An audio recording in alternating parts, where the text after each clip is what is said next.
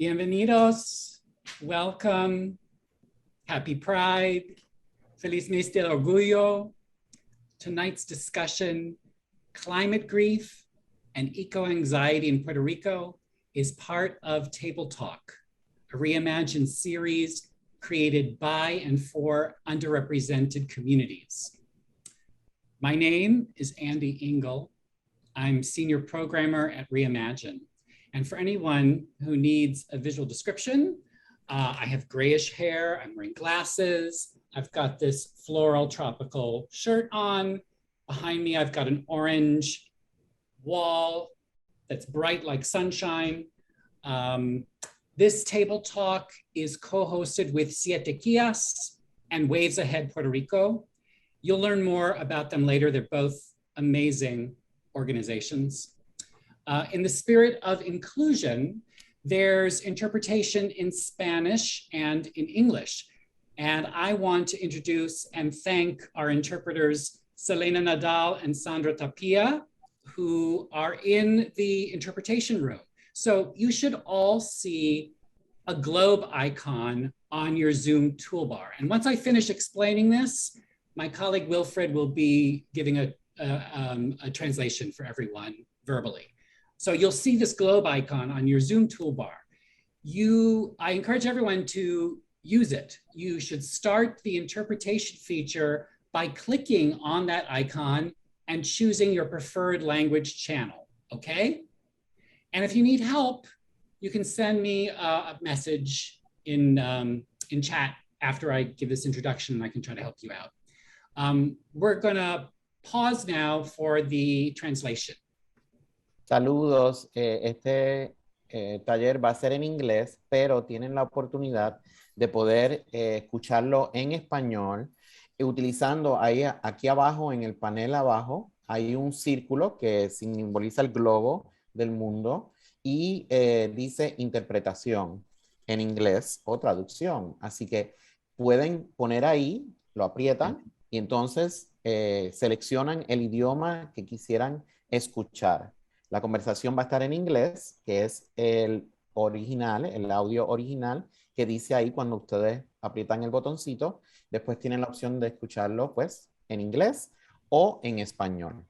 Así que tomen un momentito y si necesitan ayuda, por favor, manden un mensaje en el chat que está a la izquierda del globo y es el segundo después del listado de los participantes y las participantes.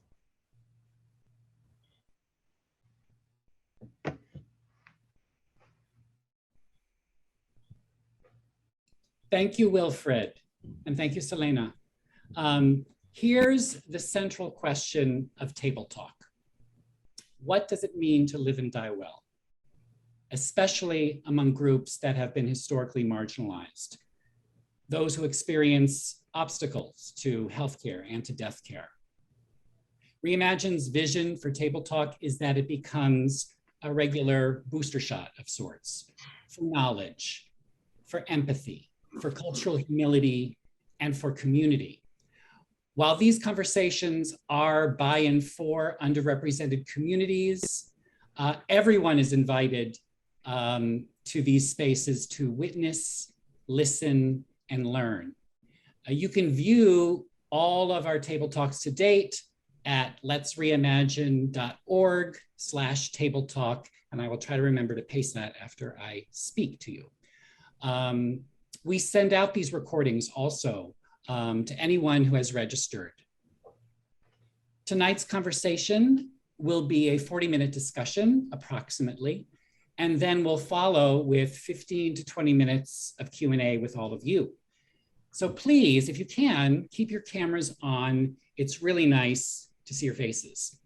And for those who wish, you can also click on the CC icon at the bottom of the toolbar to get a live transcript of what's being said. And that's only in English. The majority of us are zooming in from the United States, also known as Turtle Island by Native Americans, and from Puerto Rico, referred to as Boriquen. I'm in Lenapehoking, also known as New York City. Please let us know in the chat where you're located. And if you want to know about the indigenous land where you are, you can take a look at native-land.ca. Now I'll briefly introduce our speakers. All three are proud members of the LGBTQ+ community. You can read their full bios on the event listing on our schedule. Hilda Benitez is founder and executive director of Siete Quillas, the San Juan Sea Turtle Conservancy Group. She lives in Puerto Rico.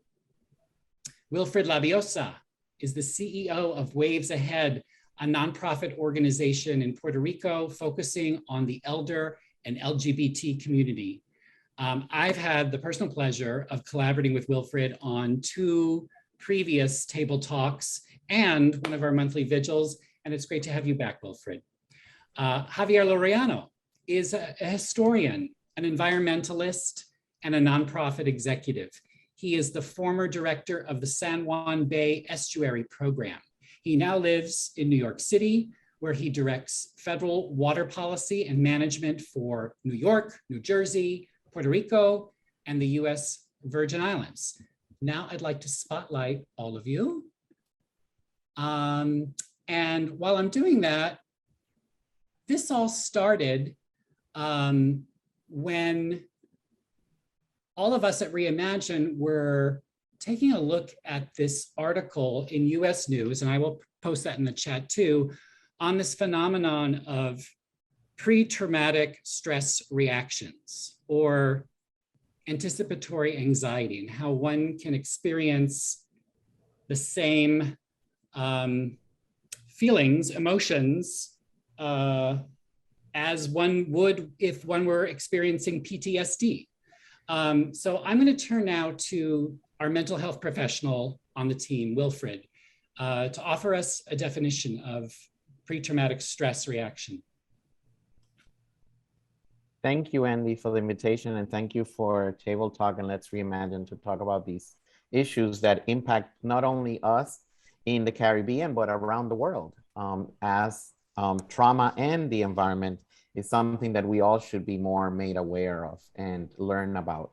I'm going to use the 3 key aspects of trauma as a way to explain pre-traumatic stress reaction. The 3 aspects of trauma are the event, the experience, and the effects. And the complexities of these 3 interrelated components are what one, as a human, as an individual, should consider to be the definition of pre-traumatic stress reaction. Well, let me explain a little bit further. One could generalize that trauma is just trauma and that everybody has that experience of trauma. But when we do that, then we are trivializing the reactions of how the situation impacts each individual. So pre-trauma is the concept of before a stress or the event occurs. For example, I live in Puerto Rico, so hurricane season already begun, but I generalize that the season of really hurricane is just in August and September, because my experiences have given me the effect that hurricanes only occur in my life, in my experience, during those 2 months. But this is wrong, because the hurricane season begins already and it finishes at the end of November. So this is a stress. My reaction is that now in June, I'm okay. I am relaxed because it's just beach time, but really we should be considering that it is hurricane season. And so in order for me not to have a negative reaction or a trauma developed with the stress of getting ready for hurricane, we should be preparing for hurricane. I am preconditioned to a pre-traumatic event because I live in the island of Puerto Rico, and hurricane season should be something that should not be stressful, but it is because of my own experiences and the effects that those experiences have in my life. Thank you, Wilfred. So now I do want to hear from Javier and Hilda a bit. I want you to talk about your own experiences with what we're calling eco-anxiety or climate grief. Hi, thank you, Andy. Yes, first, let me define what eco-anxiety is for me as a sea turtle conservancy group founder. It's the what if.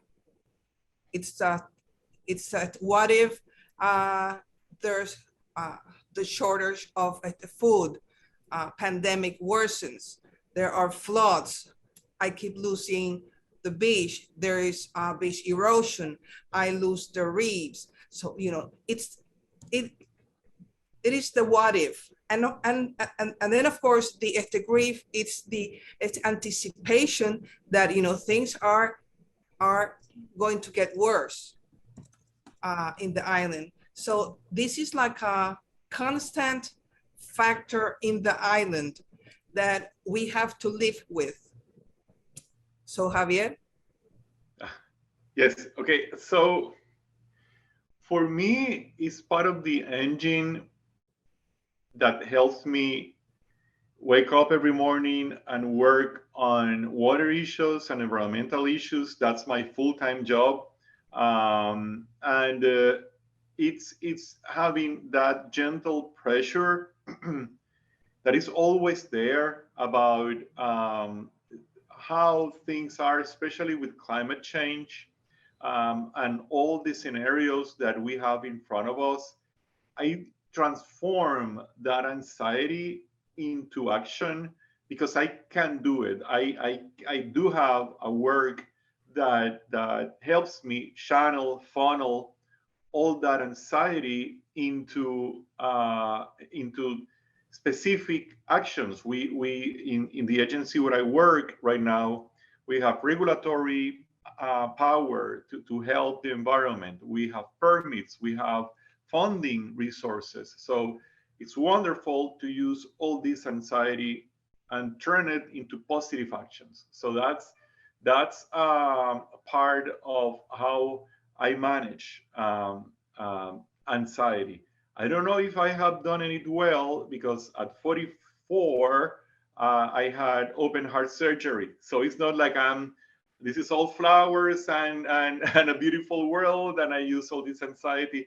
I have felt in my body this anxiety, and I have felt the consequences of all this tension from having that very traumatic experience of having open heart surgery, being young, because 44, 45, I was very young.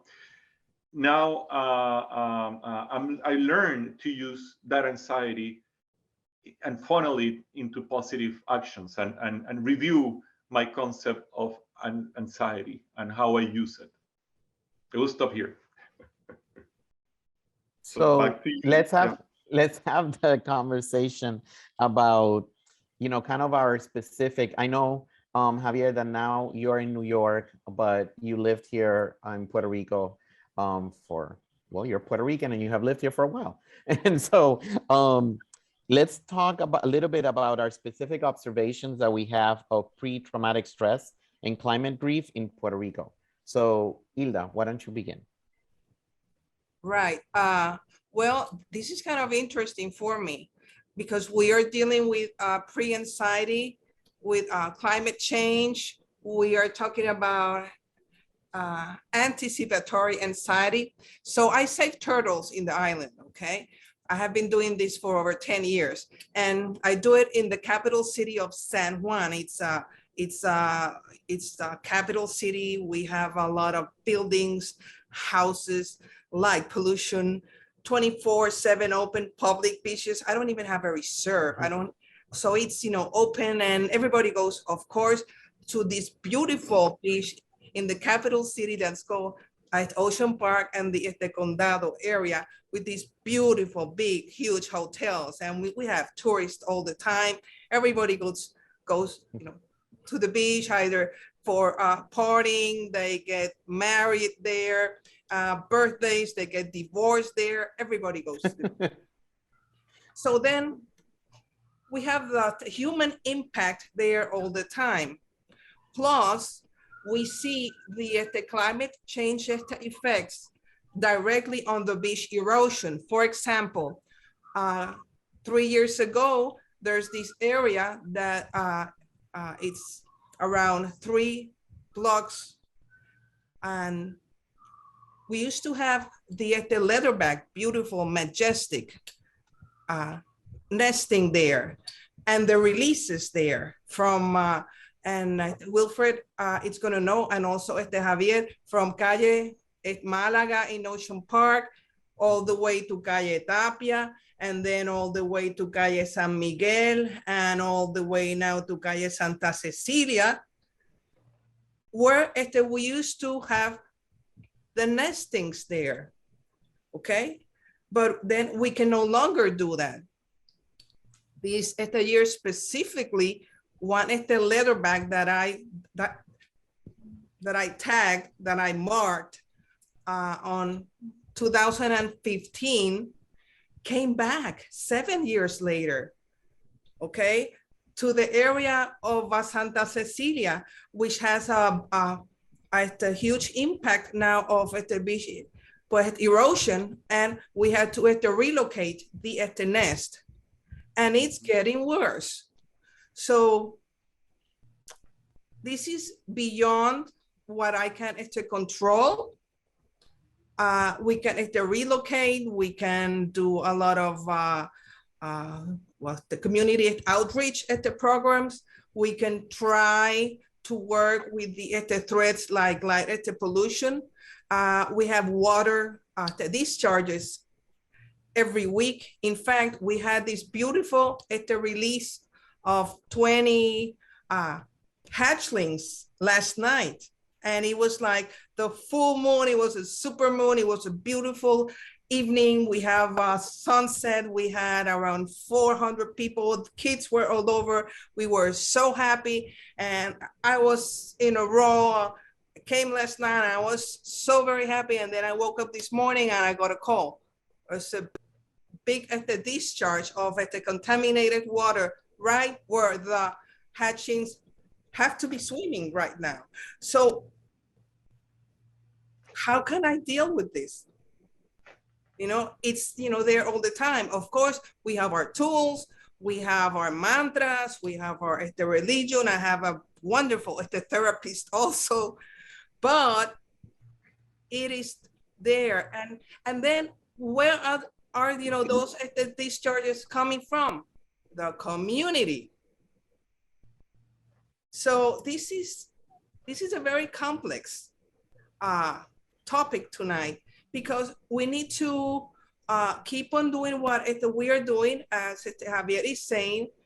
We need to teach. We need to show people that the change can be done, but are we really going to be able to, you know, do it? So. And what you're talking about, Hilda, is this cycle that, you know, most of those people that own those buildings and are doing discharge are the ones that are there taking the pictures, saying, oh, look at the little turtle going into the ocean. Oh, I'm supporting them.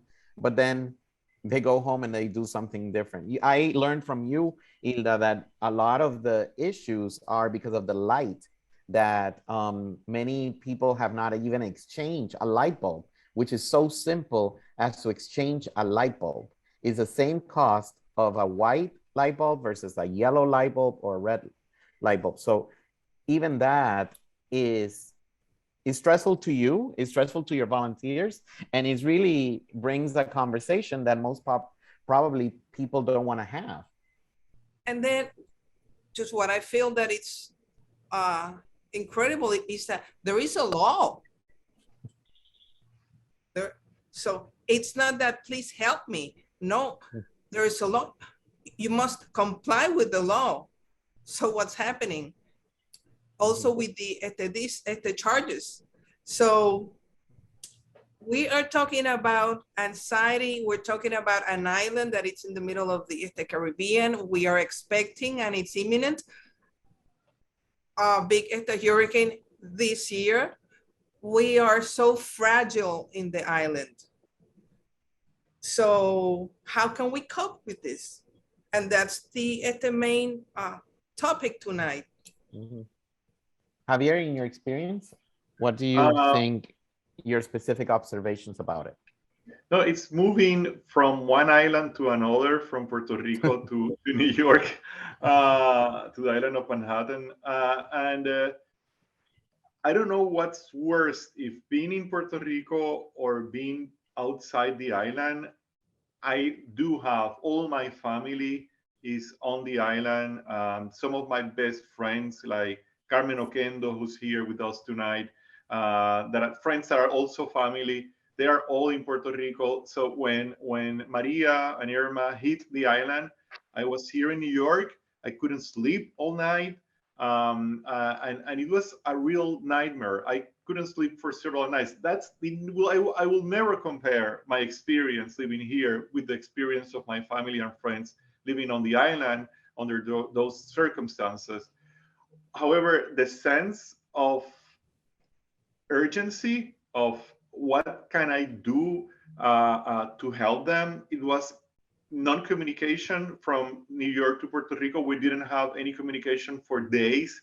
I didn't know anything about my family or friends for days. And even through my work, we were also trying to assess the infrastructure of the island, including drinking water, wastewater treatment plants, then ensuring that after this disaster, this infrastructure could be rebuilt in a better way, doing it better than before. So all that was mixed together. I had to work, being part of the emergency response from New Jersey. We have an emergency response center in New Jersey. So our team was there 24/7, weekends, trying to help the island without a lot of mechanisms to do it because we didn't have communication. So it was a real ordeal, the specific experience of being outside outside Puerto Rico and trying to help the island from New York. So all this climate change and the going from droughts to floodings constantly in Puerto Rico, it's also very stressful for my friends there and family as well for us here outside the island.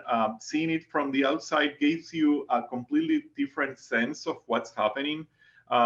When you live there, when you live in Puerto Rico, sometimes you lose you lose the perception of what's of all these impacts that and I get calls from my mom, from my family or friends. Now we don't have water. Now there's a flooding here in my house, or it goes from one side of the pendulum to the other all the time, and that's part of climate change. That's part of the anxiety that we are living both in Puerto Rico, and it's affecting us in the populations living outside of the island, and not being able to respond effectively from the outside is also part of this whole situation.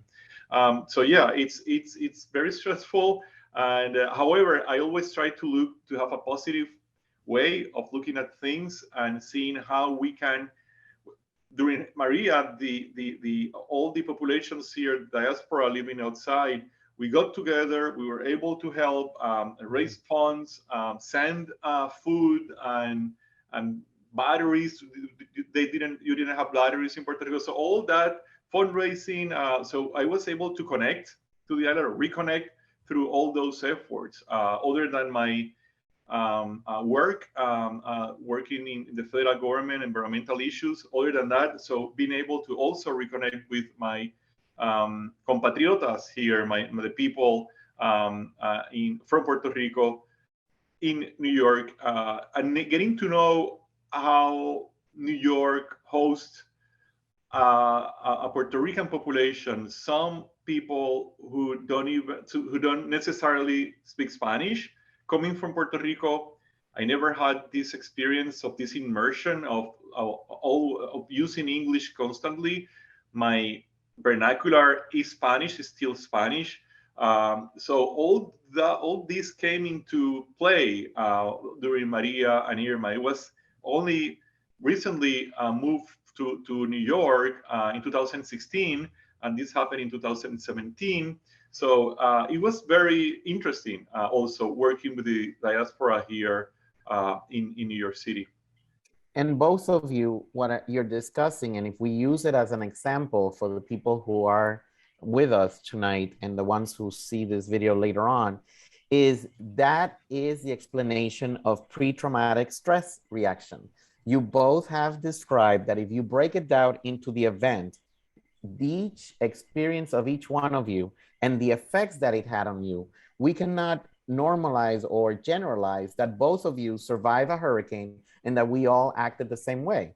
You both did it from different perspectives, and that explains how, if you break it down, you can start tackling some of those things that impact you in order for you to feel a little bit better about what is going on and how you are addressing what is going on or how you are reacting to what's going on. So Hilda, you have talked about how the environmental transformation is occurring with you in a sense, because you are one of the most renowned environmental activists, LGBT, here in the island. And so was that an accident, or how did you realize that you wanted to do that in the regards? Because that is very stressful situation that you live every single day during the nesting period and then before the nesting and so forth. This is just so much work to do from a standpoint where you're at. Thank you, Wilfred. Before answering that, I just want to add to Javier, because this is a very interesting topic, okay? Puerto Rico has 1,225 beaches, okay? Out of the 78 municipalities, 44 are coastal municipalities around the island. And in 30 of those nest endangered species, okay? But then 60% of the 1,225 beaches are impacted with the beach erosion. So we can either grieve all the time or just wake up every morning, because after a Hurricane Maria, a week before, I had the last hatching in Ocean Park beaches. Hurricane Maria came, destroyed the island, destroyed all the south of the island, all the hawksbills, all the green turtles' nests were lost completely. But then the year after, the leatherbacks came back, and the hawksbills came back, and the green turtles came back, and the kids came back. So what are you going to tell a 4-year-old, like I had around 50 of them last night, that we have to be there, it's an endangered species, you can help, let's cut down on the plastic use, on water toxicity, but then we have to go on, not for us, but for future generations. So when I started this Sea Turtle Conservancy Group, I was 52 years old. Now I'm 61, okay?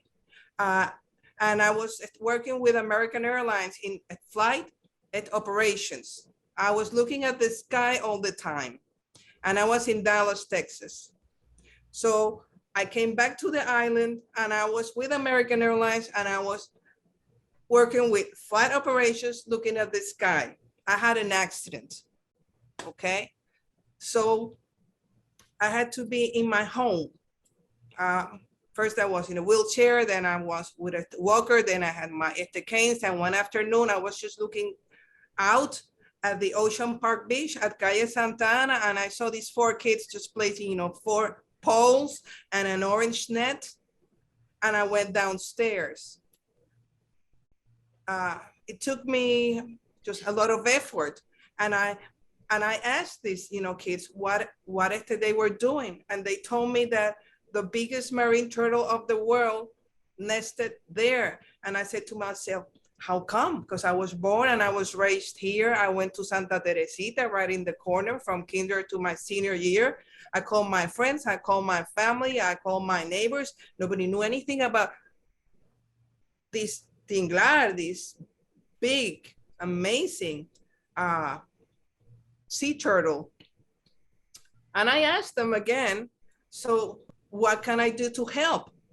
And they told me, just come back after 60 days and we'll, you know, teach you just a bit. And I did that. So when they were explaining me, as you know, Wilfred was saying, what was light at the pollution, that's any white light towards nesting beaches, that turtles get at the disoriented, because what they look for is the white mist at the seashore. I turned and I looked at, you know, my house, and I was the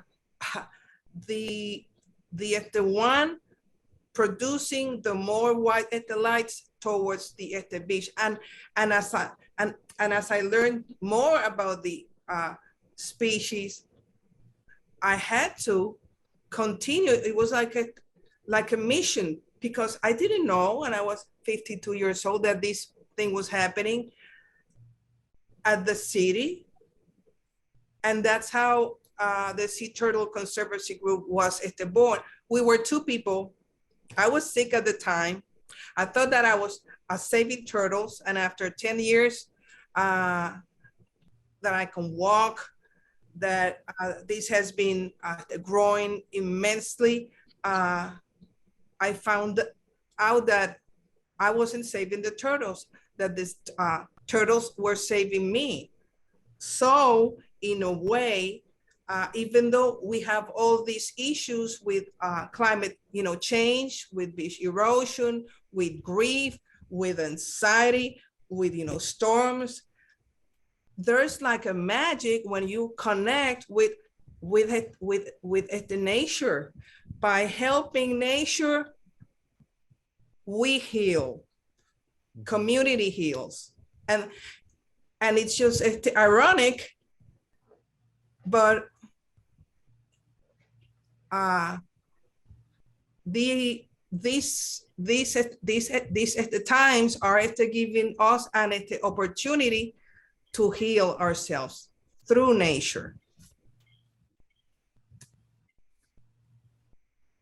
Yeah, Hilda, what you're talking about is really one of the ways that we can help one another and how we can process this grief, which is really to give to the actual topic that is causing you that stress in a positive way. So you're turning it into a positive way.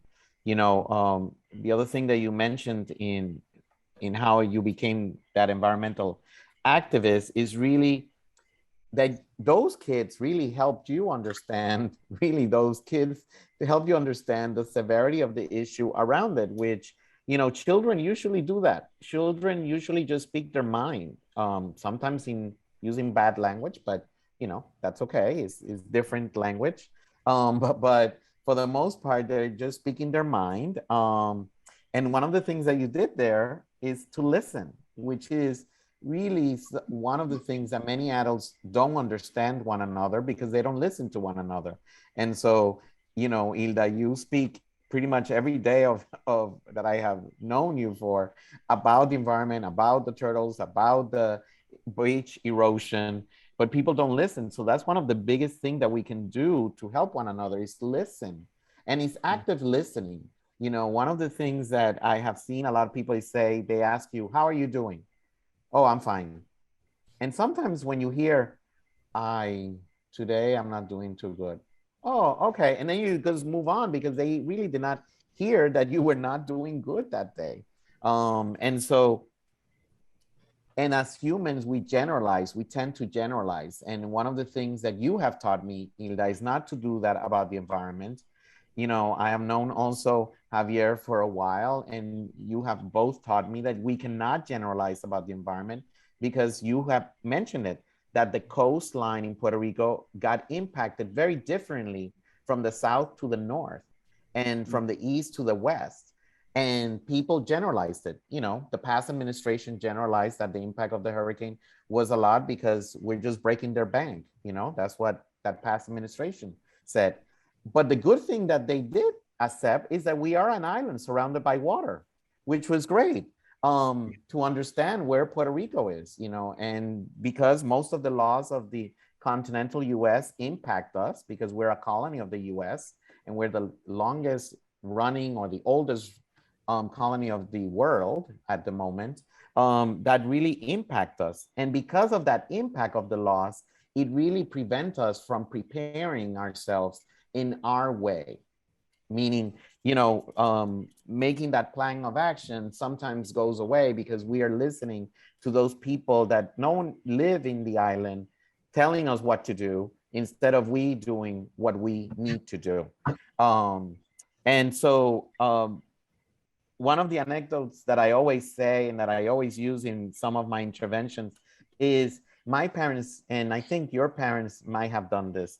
When we heard about hurricanes, they all said about, you know, you're not going to have school, so you're going to stay home, but we're going to have hot chocolate or we're going to have something fun. And we kind of made it kind of pick up the patio of all the things that may be blown away. Let's do it like a game. And that was my parents, how they did it with me. They turned it into a game, but it really, they were teaching me about how to protect myself, protect the family, and really be a family unit that we could bring about change. So then it's not that stressful about what may occur. And Javier, you are the scientist in the group and I'm climate science. No, I'm a historian. I'm not a scientist, but I do work and have been working with scientists since all the time. Since 1995 when I began my career. Yeah, all these years, And almost 30 years working with scientists. I consider you my scientist of the environment, but that's okay. And you're really an activist. In the US and Puerto Rico, what do you do to process this fear about how the environment will be impacted in the future? Or what else have you observed among, you know, your colleagues to navigate through the climate grief and transform it? Yeah, what I've learned through all these years, like I said, I began in 1995, is that we have to understand the complexity of the environment.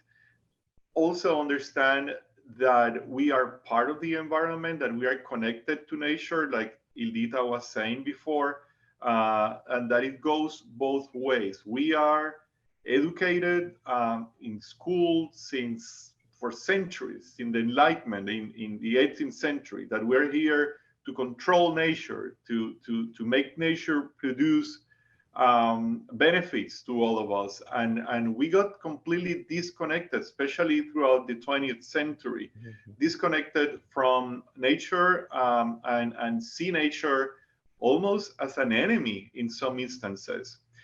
So we've been developing the coastline, our communities, giving our back to the quote unquote natural world, understanding as a separate reality from the social world. And the biggest challenge right now is making that frontier disappear, understanding that the natural and the social worlds should be one together. And that's how we can envision our future as a species in this planet. If we keep separating the natural world, understanding it either as a pristine environment that needs to be preserved and completely isolated from the social world, and then seeing the social world as a bubble that gets out to that natural world to take advantage of it and dominate the natural world. That's what it's, that dynamic and that underlying ideology is really destroying the planet. And we need to educate and to reconnect with nature and learn how nature can heal us, like Ildita was saying, and how we can also help improve the environment through our actions. And sometimes, for example, I've seen in Puerto Rico, I always talk about the Condado Lagoon as an example. It used to be known as the biggest cesspool of the island, the Condado Lagoon. All the raw sewage from literally toilets from all the condos and the hospitals and the hotels, they were being flushed to the Condado Lagoon for decades. In the 1950s, 60s, 70s, all to the 80s, it was known as the biggest cesspool of the island. So we began working federal, state government, NGOs, the San Juan Bay Estuary program in the beginning in the 1990s, to restore this body of water and disconnecting all these raw sewages from the Condado Lagoon, and creating the infrastructure to process all that wastewater and filter all that wastewater that is happening now in the Puerto Nuevo wastewater treatment plant. So now, right before leaving Puerto Rico, I helped draft the bill, the piece of legislation that turned the Condado Lagoon into a nature reserve. So through my childhood, I remember smelling and seeing and believing that the Condado Lagoon was the worst thing ever, dirty, polluted, and I've been, in my 50 years, I've been a witness of how a water body can be transformed through our actions and investment as a society. So that's part of how I envision the future moving forward. That we in the watershed of the San Juan Bay Estuary, that's where I used to work, is easier to understand maybe because it's right in front of us. We have these exceptional water bodies, this coastline from Loíza to Toa Baja. It's just, and then we have all these interconnected lagoons that many people still don't know.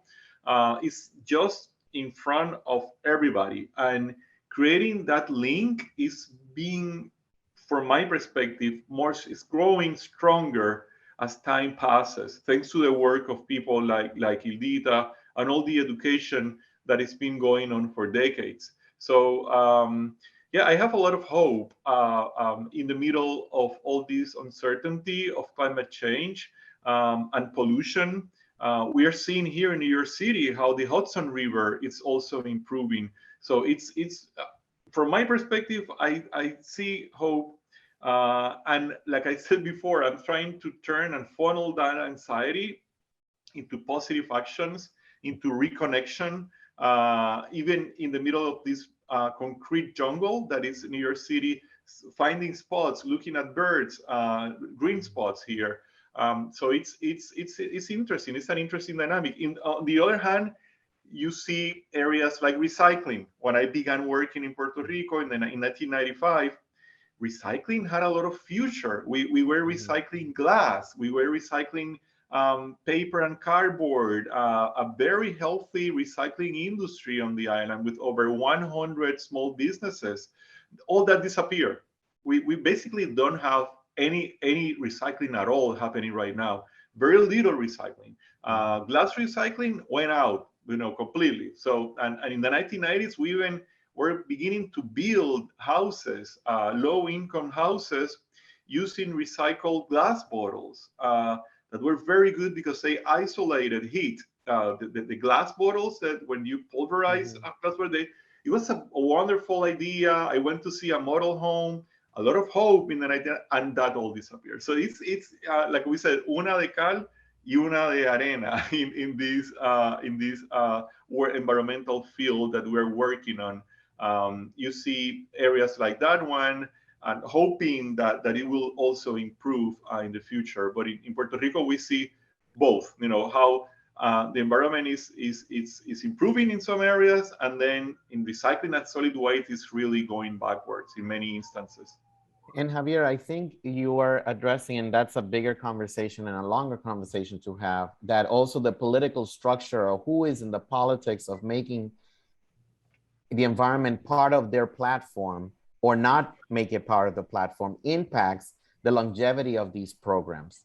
I do have to say that there is a small program here that still uses glass to develop homes. So, but it is based out of the United States, and they have a satellite group here doing some of that homes.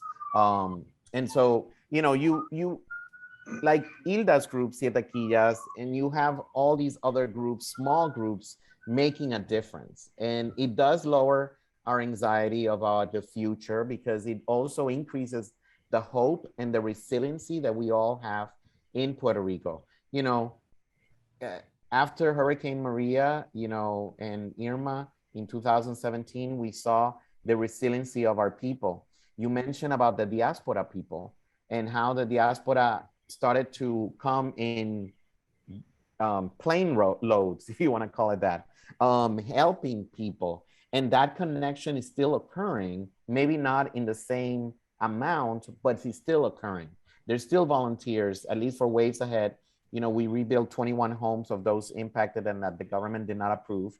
And we still get volunteers wanting to build more homes. You know, we, unfortunately, our funds finished because not too many people want to fund homes of those impacted in 2017. They want to impact maybe those that are now being and may be impacted. But one of the things that you do mention, Javier, is so important is the key is education and really to learn about how you can become involved, because by becoming involved, you can do something about it and turning something negative into positive.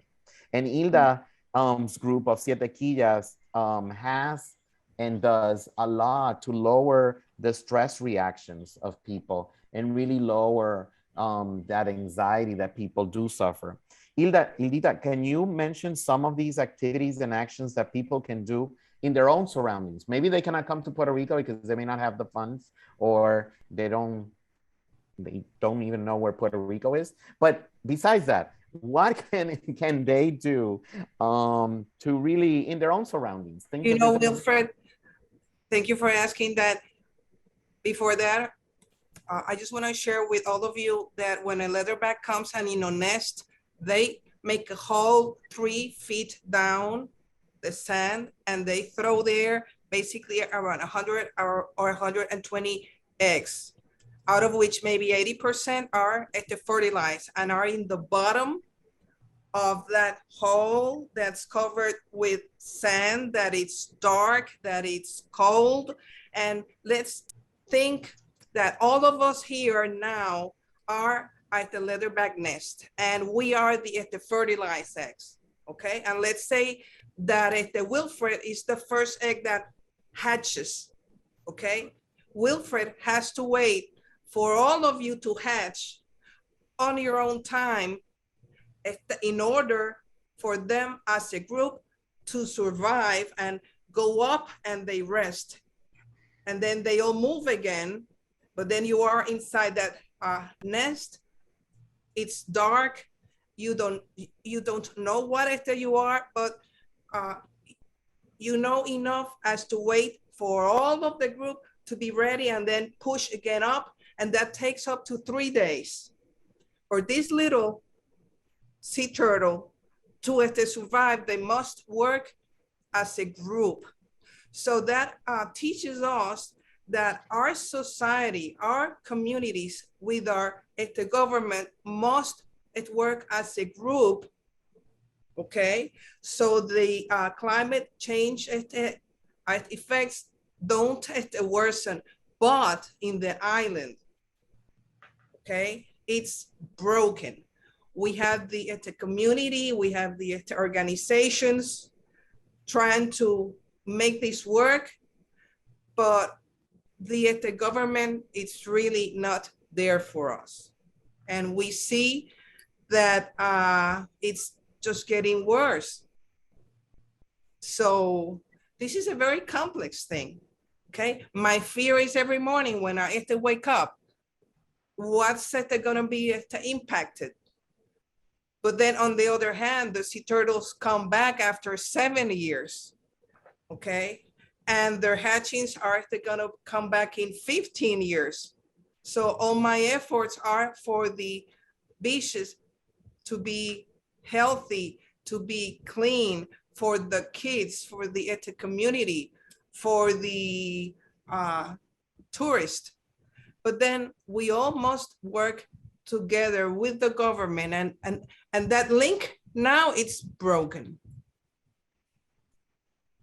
Hilda, so great explanation. So if people don't live in Puerto Rico, what do you suggest that they do to work in pro of the environment? Well, that's very interesting. If they work outside, please follow us, you know, share or to post, talk to your families here, and collaborate with the efforts of the organization like, you know, Waves Ahead, like with Javier, with the Sea Turtle Conservancy Group. Not only Siete Quillas in San Juan, we have 12 groups around the island. We have in Vieques, we have in Culebra. And as we always, you know, say, that the beach actually starts up in the mountains, because everything that you throw down the rivers will come back to the estuary, and that goes into the reefs, and it debilitates the reefs. The water comes in, we have no beach, we have erosion, we have the floating.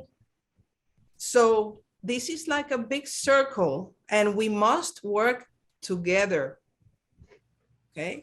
And one of the things that if you go skiing, because, you know, for those people who live in the Northeast, especially where Andy is, and a lot of people are in the cold weather during the winter, is don't pollute the environment when you go skiing. You know, as simple as that. When you go skiing, that snow melts and it will come down, like Hilda just said, through the mountain, reaching the rivers and reaching the oceans, and it will impact. And you know, when I lived in Massachusetts, I saw so many things happening in the winter, and people think, oh, let's hide it underneath the snowbanks.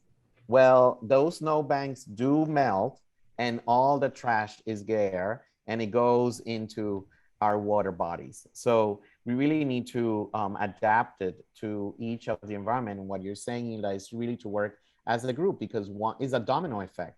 When one thing impacts the other, and it goes down the domino line.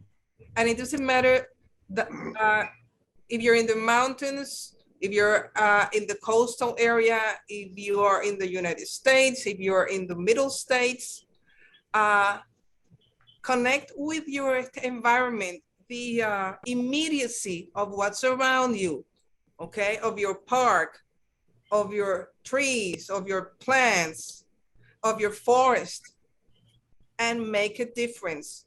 Every morning, try to make a bit of a difference, using less plastic, less straws, making an effort for us to change in order for future generations to enjoy this beautiful planet and this beautiful island that's called Puerto Rico. So Javier, a little bit of what we have been talking is focused on Puerto Rico, but can you give some of the suggestions from your area and from how you view it from abroad, as part now of the diaspora Boricua that exists around the world? No, I will say, if you are interested in on these topics, get organized, join environmental organizations that are active and advocating for better a better environment and better regulations and better work to improve. There are many international, local, and national organizations in Puerto Rico and outside here in the US, that where you can get involved, because sometimes we think, well, I can recycle here in New York, PET, HDPE, plastics, but I can't do it in New York. I can do it, but in Puerto Rico, I can't do it. So the individual actions, the person by person, it's something we can do. However, it gets bigger when you join some of these environmental groups that they really help advocate for better representation, more action that needs to be taken. I have to be careful because I'm also government and a government employee, and there are things that I'm not supposed to say publicly like now. But I think I'm advising in a good way for people who are interested in seeing changes. You can do it in your own personal life.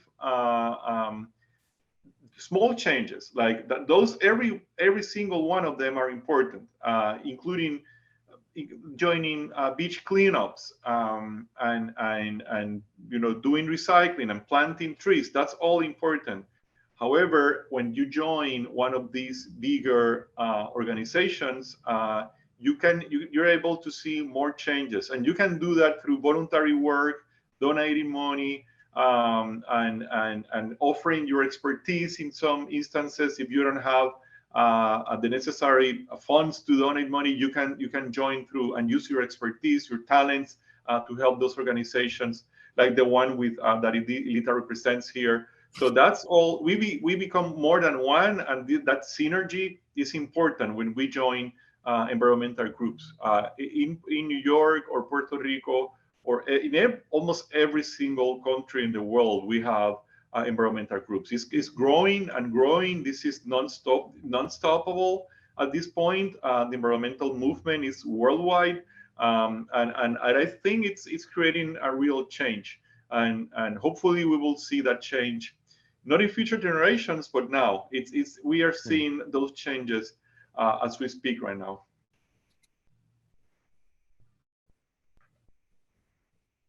Did I answer you?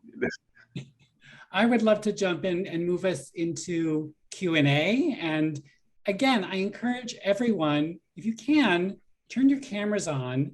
And I actually might now turn off the spotlights for everyone, because I would love to see all of you. Let's see, hold on.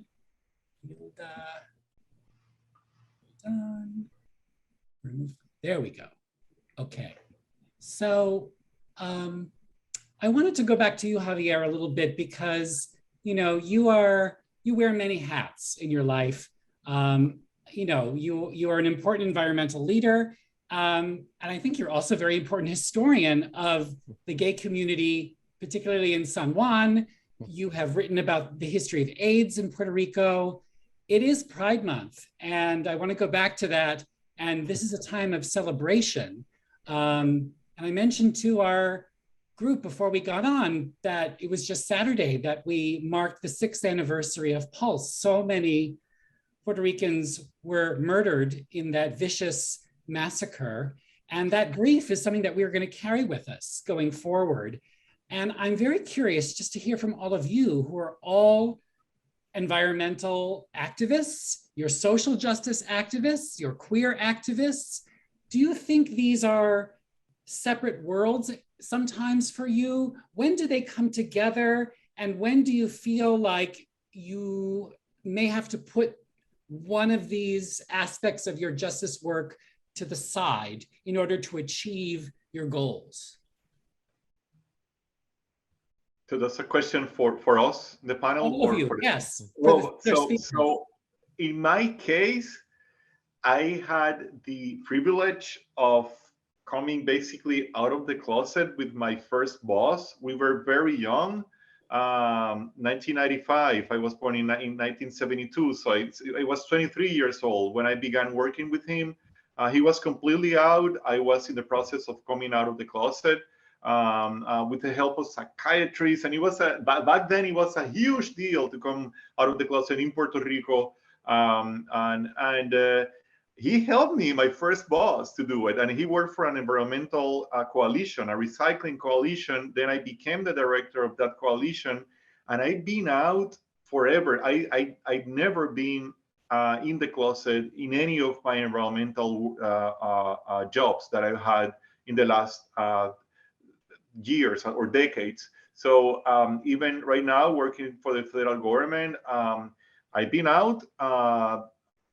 I have been able to do it. I also understand some people who are beginning their career may not have that flexibility. But for me, and I know that some people, I serve as an example for other people who were closeted to take that step and make it part of their everyday work and also part of the environmental job that we are doing.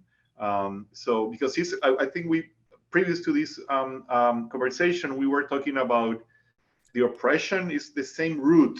Oppression against women, against the LGBTQ community, oppression against the environment. The roots are more or less the same.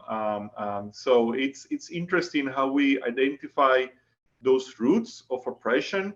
And we understand we are part of a whole ecosystem, and we need to get together to improve our civil rights and situation in general. So yeah, for me, it's combined, it's the same. I know of many of my colleagues that decide not to make this an issue, to stay in the closet. They told me that I don't want to offend anyone. I don't want any people to feel offended because I'm gay or putting my pronouns outside, even pronouns. They don't want to offend anyone. I couldn't believe it when I heard it. It's 21st century. But yeah, some people decide not to do it. I respect them, of course. I don't force anybody out of the closet. If you want to be there or just keep silent, that's your right to do it. It's not been my experience because I'm also privileged and I understand that. And I decided to do from day one to be out and combine both environmental activism and queer activism. Andy, that's a great question. And thank you, Javier, for saying your comment, because, you know, at least also I come from that privilege that I was able to come out and so forth. But Andy, you talk about Orlando and the Pulse massacre, and really I just arrived from there. And I have to tell you that I felt proud of how the community and the community has come together for the most part to honor the space, making it not only a sacred space, I felt, but an environmentally space, an environmentally positive space, because something that they do allow is for us to be able to process in silence or even to speak to someone in that sacred space of Pulse. And I felt, you know, very sad for what occurred, but also proud that, you know, we are developing, or people are developing, a space for all generations to come to remind us that out of hate, love can grow, and that there could be seeds of positive emergence of some sort, whatever it might be, and that they are respecting that space. I suggest that if you're an LGBT person, to really be able to process, it is a process for coming out. It is not like that. And most probably if Javier and I and Hilda and you, Andy, talk about it, most probably we do say that it's a process. And it's a process that unfortunately people have told us that it is a grieving process. Well, no, it doesn't have to be a negative grieving process. It could be a positive grief, because we are accepting that we are growing and that something passed away or is different, and that we are processing to something new, a new adventure, you know, the queerness of it all. And it is something that we need to process individually, as well as seek help when we need to, maybe outside of our circle, in order for us to process our coming out processes. And I always say, you know, there's nothing wrong to talk about issues. We need to start demystifying that thing that we only speak about our problems when they are problems. Well, let's try to talk about mental health in a preventive way. Let's talk about coming out in a preventive way. Let's stop talking about coming out. Let's just accept each other as one another, as humans. And if we want to work in the environment, great. But just don't destroy the environment because you don't care for it. Just then go and focus on something else, you know? And so that is the same thing. Is I always speak to folks who hate and express that mystifying issue that they have with the LGBT people, and why are there so many people around here that are now coming out of the closet? Well, you know what? Just live your life. We don't care about you. You know, we care about each other and about one another, and we need to just express our love, because, you know, it is a phrase that is all relevant to Pulse. Love is love, love is love. And like Lin-Manuel Miranda said, love is love and love is love, and say it like a mantra. And Wilfred, I would mention, oh, sorry, that the concept of coming out of the closet is really changing, especially for the younger generations. Younger members of my family who are adolescents nowadays, they are very out. They never went through this traumatic process of coming out of the closet, or having to say to everybody one by one, crying, "Mom, I'm lesbian," or "Mom." They just decide that, you know, that they're ready to say it. And I asked one of my family members, she's 13 or 14. So who do you like? Do you have a girlfriend or a boyfriend? And she told me, I like a girl, but she's older than me, and this and that, without any kind of issue. You know, of course I'm her gay uncle, but her dad was there, and other family members, and it was a non-issue at all. And I've seen also, when I was a professor in the University of Puerto Rico, adjunct professor, just teaching 1 or 2 classes per semester, my students, it's a completely different world. And even this binary concept of gay and straight is disappearing. It's more queer. And so it's a richer world than the one where we were growing up in the 1970s and 80s and 90s. Everything is really changing for good, I think. But there's still work to be done. So even though you're listening to Javier, and there has been, there is a lot of movement of conservative who don't think that way, and that they're impacting not only our young folks, but our elders, because our elders continue having that mentality that you're talking about, Javier, that duality. We have trans people being killed every year. Every day around the world. And so we do need to keep it a balance and keep in touch with that reality for many that is not a possibility still. Carmen has a question. Yes, hello. Thank you for the panel. Thank you all. I'd like to follow up on the question of community building and and the environment and everything we've been talking about. Well, actually, I had to come out because my father just called me. I don't have electricity. I don't have how to eat. I don't have food. So that's why I'm in Puerto Rico. So it's an example of exactly what we're going through. And there's no hurricane. And it happens like all the time. So I had to, anyway. So yeah. But about community, it seems to me that in Puerto Rico, if there was something that helped us survive, was community, right? Because the government wasn't there, neither the local one or the federal one. And at the beginning, the diaspora couldn't come in either. So it was helping each other. But it seems to me that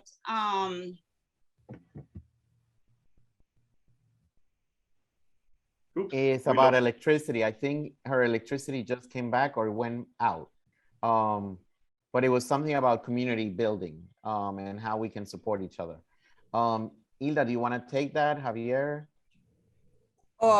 Well, I just wanted to answer Andy's question. Okay, sure. But I do agree with my colleagues totally.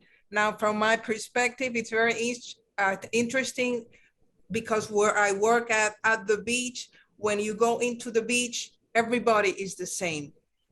You go with your swimsuits, you go with your flip-flops, you go with your shirts, with your, t-shirts. So we don't ask each other, we don't care, And then basically through the years, I have seen that there's a lot of community work, inclusion, that we want to work together. We don't care what you are, who you are, how much you are, who you sleep with.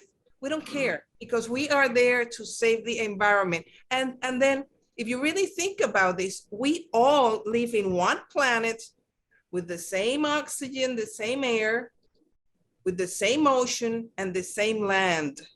So we are all the same, basically. And we must work together as the leatherbacks are teaching us, and at the nature all the time. So that's my answer for you, Andy. Gracias. And I think Carmen is back to end her question, but Carmen, we got the logistic of it, so we're going to respond to it now. We're giving you a few moments. So if Javier or Hilda want to answer it. So Carmen, do you want to finish your question? Yes, and that was another crisis with my father's food. I thought it was the electricity. Yeah. Oh, Yeah, so the community was really, coming, being there for each other. Like, that's like out of necessity. It wasn't even out of altruism. Like, there was, I guess, some part of altruism, but it was the only way to survive, really. But it seems to me that when the crisis is over, the community weakens a little bit. And I just wanted to think out loud with you all. How do you think we can keep those community ties as strong as they are when we have a crisis? I think it's very different, because you have that sense of community and that community activism that gets connected and begins, moving the world, everything that needs to be done when you have a crisis. For example, this swimming pool in Rincon, I think it was a swimming pool in Rincon with members of the LGBTQ community were the ones who began all this movement to save that part of the beach where this condo was trying to rebuild this swimming pool almost in the sand right there. So that's a specific action that they were able to create this community of people, very visible on the news every day. And once they won or were able to stop that project, what happens? I think that's transformed into other forms of activism. It's not that it disappears. It just gets translated and transformed into other community fights. For example, going back to the AIDS crisis that you were mentioning, Andy, that's how the LGBTQ march or parade began in Puerto Rico in 1991. The organizers, some of them from ACT UP in New York, that went to Puerto Rico to help create this march or this parade, the Pride Parade. The first one in 1990, 1991, this was in 91, the first one. They got the permits through HIV/AIDS education and promoting education and condoms and literature to the participants. And that's how another community was created, using the AIDS crisis to help improve the situation through the visibility offered by this parade or march, the La Parada de Orgullo LGBTQ de Puerto Rico. So that's how we also transform a crisis into specific actions, and it gets transformed. It's not the same community, it's not the same parade or march from 1991, the one that we just had in Puerto Rico. It gets transformed according to the challenges that we're facing. And I would add, Carmen, to get engaged with an organization that serves either community or conservancy, but get engaged with a formed, proven organization, and that will keep you, focused. Yeah. It's 8:15, folks, here in New York, and this is the time that we said we would end. I want to thank all of our wonderful speakers, Hilda Benitez, Wilfred Labiosa, Javier Laureano. I want to thank our interpreters, Selena and Sandra. I'm just very inspired tonight, in seeing all these connections about seeing hope and resilience through the Leatherbacks, through queer activism, through environmental activism. The grief will forever be with us, but we just go on. And I want to call everyone's attention to some upcoming programs that I will put in the chat. This month, we kicked off the theme, which is about our mental health tonight. And for the following 2 Wednesdays, we're going to have some wonderful programs. Let me just put this quickly here in the chat. Yes. And I can tell you just briefly about them. On June 22nd, we're going to have a workshop on the spiritual practice of loving kindness.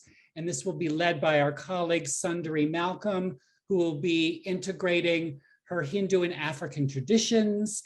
And then on June 29th, very much aligned with the theme that we were talking about this evening, Jana Diamond, who I met initially through an organization called Extinction Resilience, which is an offshoot of Extinction Rebellion, which some of you may have heard about. Jana is an ecosomatic practitioner. She's going to lead a workshop with a special focus on climate change and guide us towards pathways that can transform this eco-anxiety and other kinds of future fears that we have into opportunities for creative practice and presence. So again, thank you all for joining us. And I wish everyone a good night, buenas noches, and I hope to see you soon at other Reimagine programs. Thank you. Good night. Good night.